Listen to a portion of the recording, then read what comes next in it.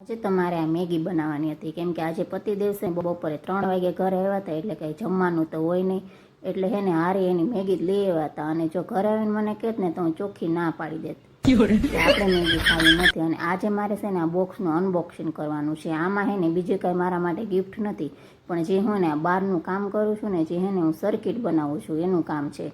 અને વળી પાછા તમે કહેશો કે બહાર ફરાફર કરે છે અને ઘરમાં ખા કરે છે, કાંઈ કામ તો કરતી નથી. પણ એવું નથી, જો હું સાઈડમાં કામ પણ કરું છું અને આ ઝટકા મશીનની સર્કિટ છે એનું હું કામ કરું છું. અને મારા મમ્મી આવ્યા હતા એટલે મેં એને લસણ ફોલવા બેસાડી દીધા છે. અને આજે રાતે હે ને મારા ખીચડી બનાવવાની હતી ને એટલે ખીચડી ભેળવવા બેસી ગઈ હતી.